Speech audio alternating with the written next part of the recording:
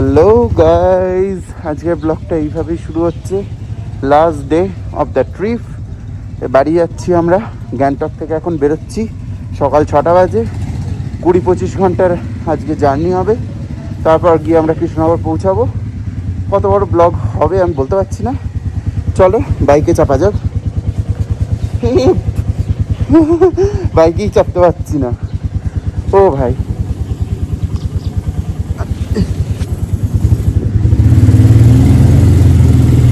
চলো ব্লগটা এখান থেকেই শুরু করলাম।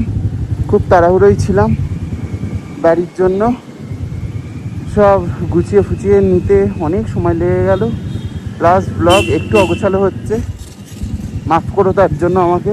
তোমাদের অতটা গুছিয়ে দেখাতে পারছি না, তাও চেষ্টা করব ব্লগটা ভালোভাবে কমপ্লিট করার। কোনো ব্লগেরই মনে হয় এন্ডিং আমি ভালো মতো করতে পারিনি, তার জন্য ক্ষমা চাইছি, মাফ করো।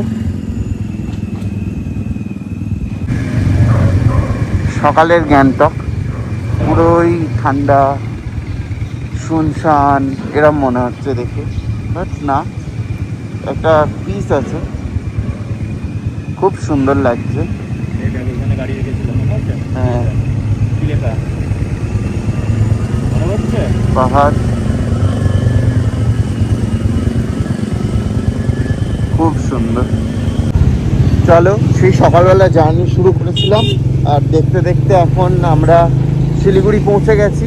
শিলিগুড়ির মধ্যে দিয়ে আমরা এখন ক্রস করছি শিলিগুড়ি ব্রিজ না ব্যারেজ আমি ঠিক জানি না, কিন্তু ওই একটা বলে দিলাম, তো ওরা বুঝে নিও। শিলিগুড়ি পর্যন্ত চলে আসলাম, এখান থেকে এবার রাস্তা আরও ভালো। চলো এবার এই একটু একটু করতে করতে আমরা বাড়ি পৌঁছে যাব। মাঝখানে চা খাওয়ার জন্য দাঁড়িয়েছিলাম, বাট এতই গরম লাগছে আর এত রোদ, আমার মানে মাথাতেই নেই। কোনো রকম চাটা খেয়ে আমরা বেরিয়ে পড়েছি।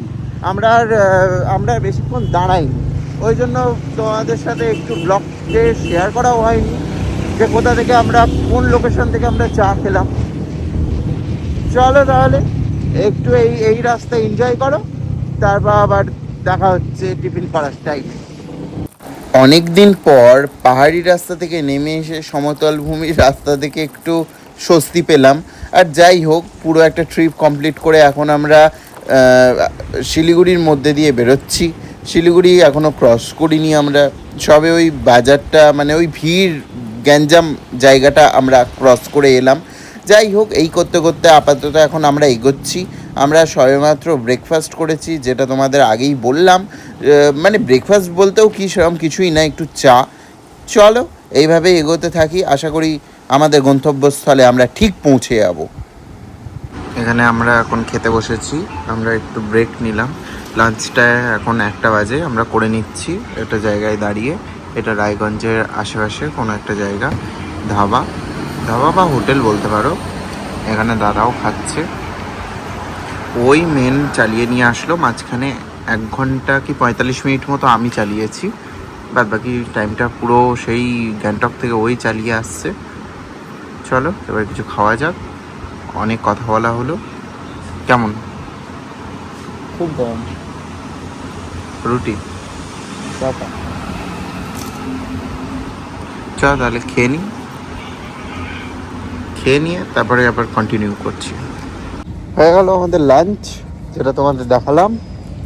এবার আবার বাইকের কাছে চলে এসেছি। চলো এবার বেরোনো যাক। অনেক সময় নষ্ট হয়ে গেল খেতে গিয়ে, জানি না কখন গিয়ে পৌঁছাবো বাড়ি।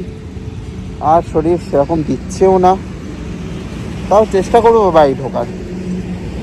চলো দেখতে থাকো।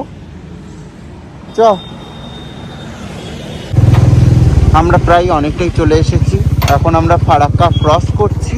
আর প্রচুর জ্যাম ফারাক্কাতে এত পরিমাণে জ্যাম যে বাইকও এরকম গুড়গুড় করে চলছে।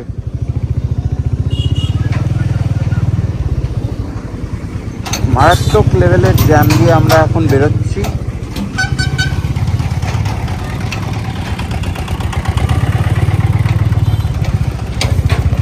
ওই যে দেখতে পাচ্ছ নদী,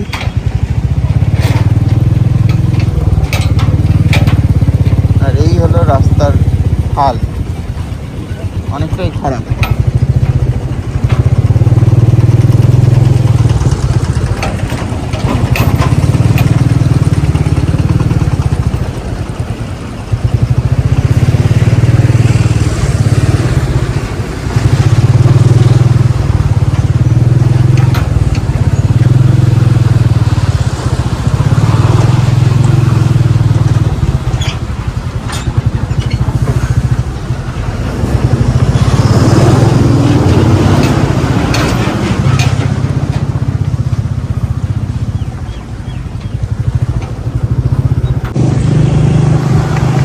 ফাইনালি পৌঁছালাম কৃষ্ণনগর, নিজের হোম টাউন।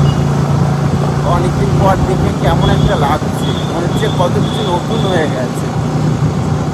দেখো রাতের কৃষ্ণনগর, আরে এই জায়গাটাতেই অন্ধকার হতে হলো।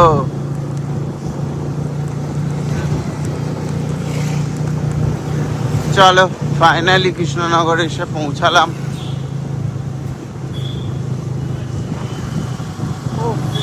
মানে একটা আলাদাই শান্তি।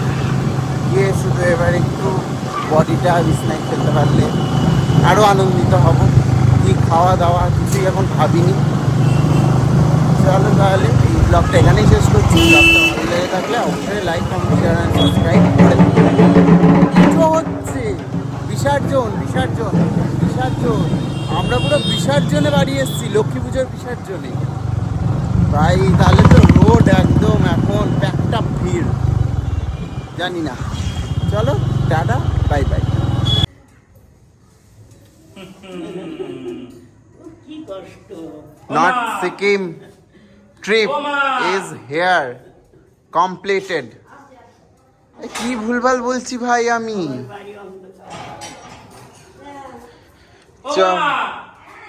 আরে ব্যাগগুলো ইয়ে করতে হবে, আসো আসো।